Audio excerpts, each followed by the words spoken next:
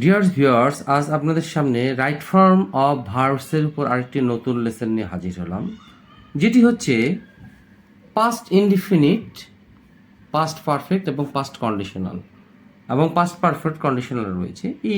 এইটির উপরেই এই লেসনটা আজকে তৈরি করা হয়েছে। এটিকে আমি লেসন 3 এর সাথে তুলনা করছি, এই কারণেই যে এর পূর্বে আমি লাস্টে যে লেসনটা দিয়েছিলাম সেটাতে পাস্ট রিলেটেড বা পাস্ট ইনডিফিনিট বা পাস্ট পারফেক্টের উপরেই ওই লেসনটা ছিল। তো আমি ধরে নিচ্ছি এটির লেসন 3 লেসন, কারণ এখানেও পাস্ট ইনডিফিনিট, পাস্ট পারফেক্ট এবং পাস্ট কন্ডিশনালের ব্যবহার রয়েছে। তো আমরা চলুন দেখে নিই এই লেসনটিতে গ্রামার কী কী ব্যবহার রয়েছে। তো প্রথমটা আমরা দেখে নিই, no sooner had subject plus verb 3। আমরা এটা স্ট্রাকচার আগে ফলো করে নিই। এর অর্থটা কি দাঁড়াবে? No sooner had plus subject plus verb 3 dot dot then, এরকম একটা স্ট্রাকচার আমরা পূর্বেও জানি, কোনো জায়গায় করেছি আমরা, কিন্তু অর্থ হয়তো জানি না বা জেনেও থাকতে পারি। এটির বিকল্প স্ট্রাকচার হচ্ছে scarcely had plus subject plus verb 3, অথবা বেয়ারলি হ্যাড প্লাস ভার্ব 3, অথবা হার্ডলি হ্যাড প্লাস ভার্ব 3। মানে এই তিনটি যে কোনো একটি বসলে চলবে, কিন্তু এইখানে যে কনজাংশনটা রয়েছে সেটি এখানে নসুনারের জন্য দ্যান বসেছে, আর এই শব্দগুলো ব্যবহার করার জন্য এখানে হ্যাড বসেছে, সরি হোয়েন বসেছে। কিন্তু এই দ্যানের পরেও সাবজেক্ট প্লাস ভার্ব 2, আর এখানে হোয়েনের পরেও সাবজেক্ট প্লাস ভার্ব 2।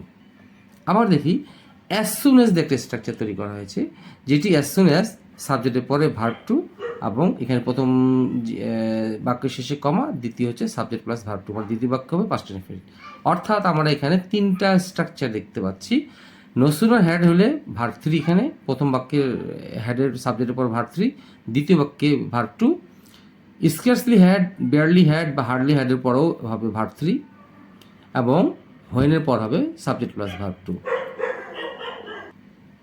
এবং অ্যাজ সুন অ্যাজ এর পরে হবে সাবজেক্ট প্লাস ভার্ব 2, এবং দ্বিতীয় বাক্যটি হবে সাবজেক্ট প্লাস ভার্ব 2।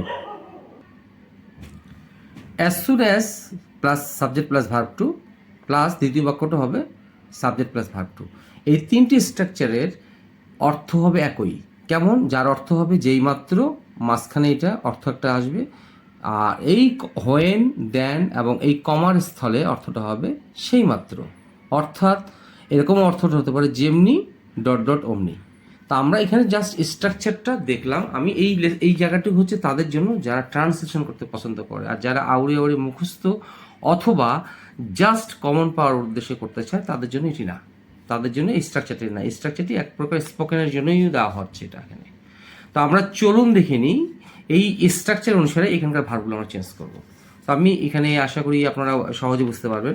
দেখেন, no sooner had the thief witness, witness মানে হচ্ছে সি, দেখা, দ্য পুলিশ অর্থাৎ হচ্ছে যেই মাত্র, তাহলে হলো যেই মাত্র চোরটি পুলিশটিকে দেখলো। এই দ্যানের অর্থ হচ্ছে কি সেই মাত্র কথা অমনি কি সে দৌড়ে পালালো। তাহলে নো সুনার হ্যাডের পর আমরা করলো সাবজেক্টের পর এই যে ভার্ব 3 সিন, সিন অথবা উইটনেসড। আমরা এখানে সিন দিছি, আসলে এখানে একটা উইটনেসড, WITNESSED, উইটনেসড। তা no sooner had the thief seen অথবা উইটনেস, যেহেতু উইটনেস দিয়েছি তো উইটনেসড এখানে করলাম।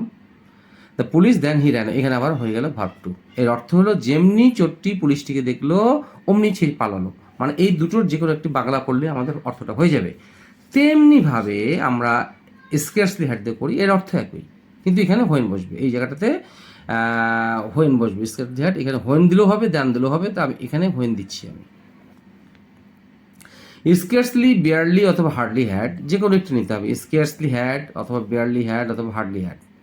দ্য থিপ ব্র্যাকেটে সি, দ্য পুলিশ, দেনও দিতে পারি, হোয়েন দিতে পারি। তো হোয়েনটা অধিকাংশ স্টুডেন্টরা বা অধিকাংশ টিচাররা করিয়ে থাকেন।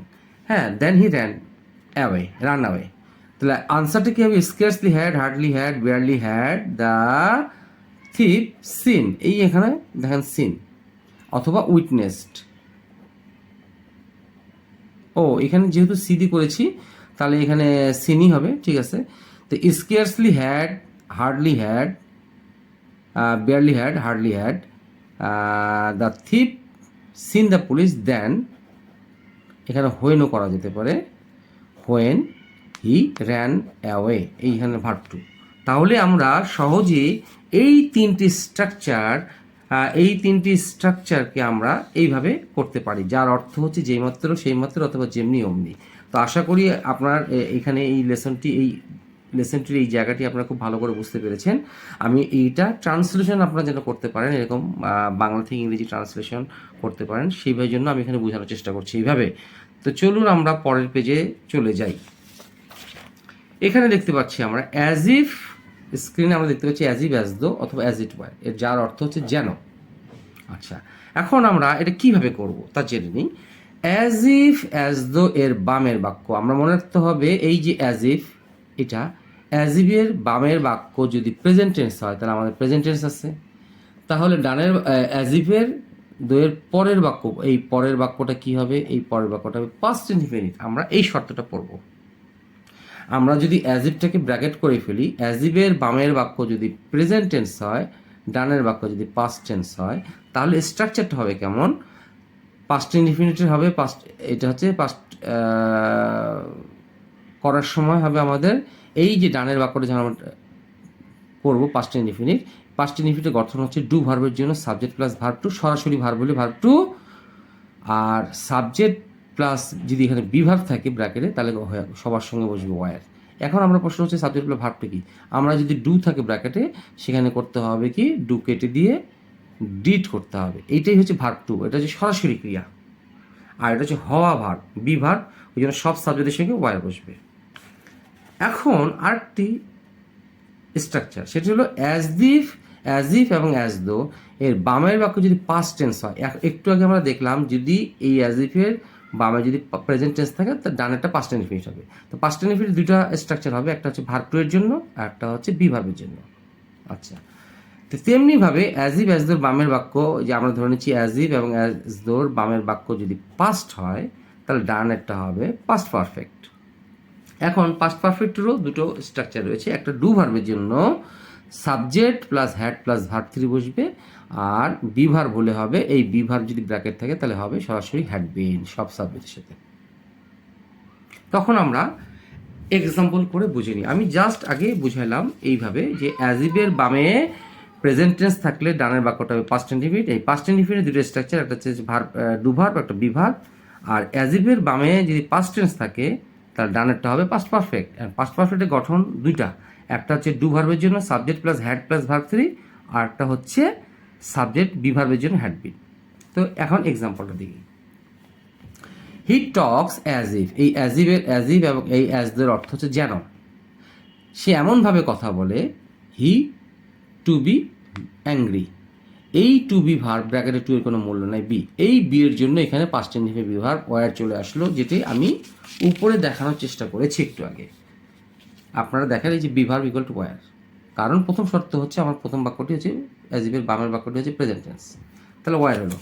আচ্ছা, সেই জন্য এখানে ওয়ার বসানো হয়েছে। তাহলে সে এমনভাবে কথা বলে যেন সে সে রাগান্বিত।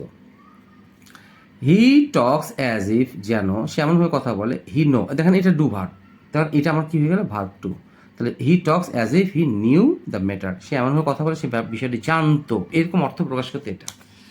তেমনিভাবে এই বাক্যটাই যদি আমরা পরবর্তীতে দেখি, দেখেন এই অ্যাজ ইফ এবং অ্যাজ দোর বামের বাক্যটা কি আমার পাস্ট ইনডিফিনিট টেন্স, কেমন করে বুঝলাম, এইটা দেখে আমি বুঝলাম যে এটা আমার হচ্ছে past indefinite tense verb two. তাহলে ডানের বাক্যটা করতে হবে পাস্ট পারফেক্ট, মানে পাস্ট থাকলে এদিকেও পাস্ট থাকলে এদিকেও পাস্ট পারফেক্ট বা পাস্টে করতে হবে। তাহলে এই যে টু বি, এই ব্র্যাকেটে টু এর মূল্য নাই, তাহলে এই বি ভার্বের অর্থটা কি হচ্ছে, আমরা প্রথমে করেছি যে ডানের বাক্য বামের বাক্য প্রেজেন্ট টেন্স থাকলে অ্যাজ ইফের ডানের বাক্য হবে পাস্ট ইনডিফিনিট, তাহলে বি ভার্ব থাকলে ওয়ার। কিন্তু যদি পাস্ট পারফেক্টে বেলা হয় তখন বি ভার্বের ক্ষেত্রে হ্যাড বিন হবে। তাহলে আমরা এখানে দেখে নিই, হি প্রিটেন্ডেড, সে এমন ভান করলো, প্রিটেন্ড মানে করেছিল যেন সে একজন বোকা। তাহলে কি হবে, এই বি সমান সমান এই হ্যাড বিন, আমি পূর্বে দেখানোর চেষ্টা করেছি স্ক্রিনে আপনাদেরকে। আচ্ছা, দ্বিতীয় বাক্যটি হচ্ছে হি প্রিটেন্ডেড অ্যাজ ইফ, এটা আমি বি ভার্বে করেছি, এটা আমি ডু ভার্বে করেছি, যেন অ্যাজ ইফ অথবা অ্যাজ দো অর্থ হচ্ছে যেন, এমন ভান করলো যেন হি নো দ্য ম্যাটার, সে বিষয়টি জানতো, এরকম অর্থ আসবে। তো এই নোটা হয়ে গেল পাস্ট পারফেক্ট, কি করতে হবে, হ্যাড প্লাস ভার্ব থ্রি, কি করতে হবে, হ্যাড প্লাস ভার্ব থ্রি, সে বিষয়টি জানতো। আচ্ছা, তৃতীয় পেজটা আমরা দেখে নিই।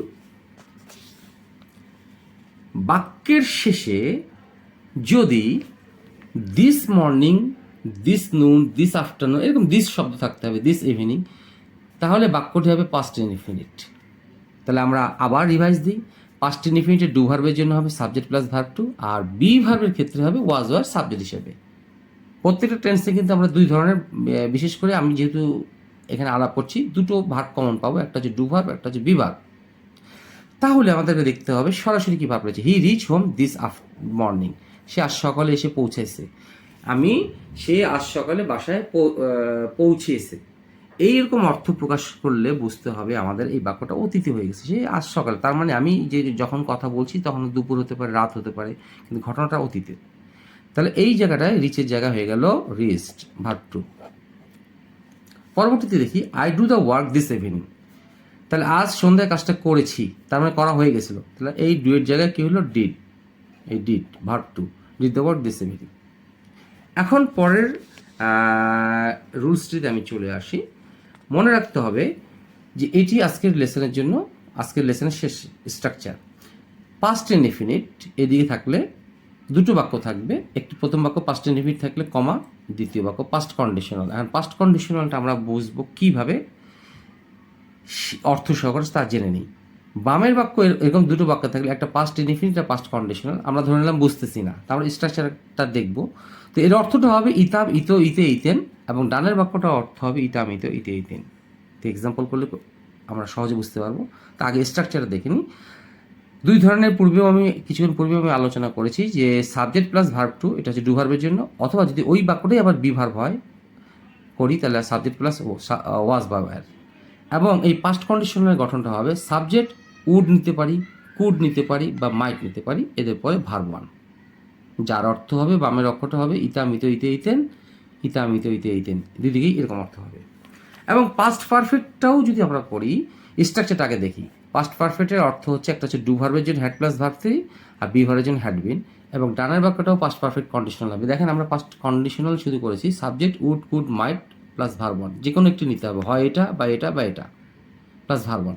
কিন্তু যখন পাস্ট পারফেক্ট কন্ডিশনাল করব তখন মনে রাখতে হবে উডের সঙ্গে হ্যাভ বসবে, কুডের সঙ্গেও হ্যাভ বসবে, এবং মাইটের সঙ্গে হ্যাভ বসবে, কিন্তু মূল ভার্বটা হবে ভার্ব থ্রি, যার অর্থ একই, ইতা, মিত, ইতে, ইতে, ইতা, মিত, ইতে, ইতে, এরকম অর্থ। যেমন এখন এক্সাম্পলগুলো আমরা দেখি। ইফ ইউ ডিড ইট, আমরা দেখি শর্ত হচ্ছে এটা পাস্ট ইনডিফিনিট, ভার্ব টু। কি verb two? Verb two.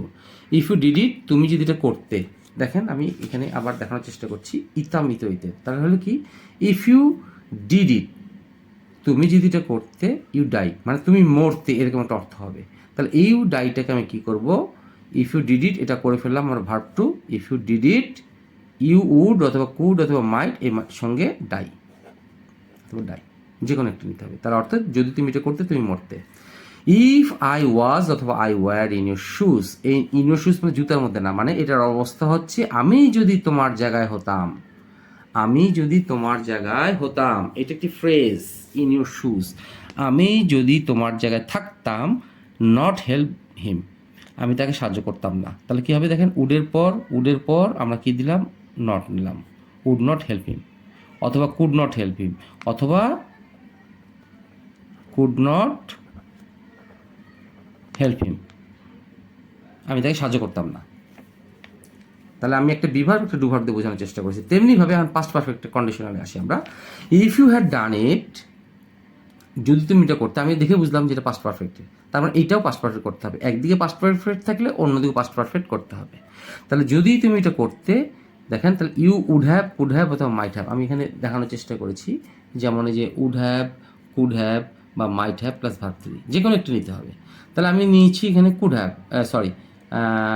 Would নিচ্ছি আমি এখানে, তাহলে উড হ্যাভ ডাইড, এটা হচ্ছে verb three, would have died এটা হচ্ছে ভার্ব থ্রি।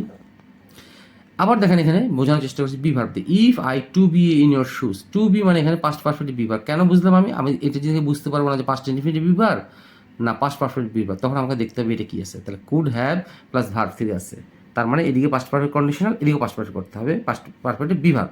পাস্ট পারফেক্টের বি ভার্ব কি হচ্ছে, এই বি সমান সমান had been. If I had been in your shoes, যদি আমি তোমার জায়গায় হতাম, I could not have help him, আমি তাকে সাহায্য করতাম না। তাহলে এখানে আবার একটা প্রশ্ন হতে পারে যে পাস্ট ইনডিফিনিটিভ বি ভার্ব কি, ওয়াজ বা ওয়্যার, এখানে আসবে। তো আশা করি আপনাদের এই লেসনটি ভালো লেগে থাকবে। ভালো লেগে থাকলে অবশ্যই বেশি করে লাইক, শেয়ার, কমেন্টস করবেন, যাতে আপনাদের মাধ্যমে এই লেসনটি অন্যদের কাছে পৌঁছায় এবং তারা উপকৃত হয়। আসসালামু আলাইকুম।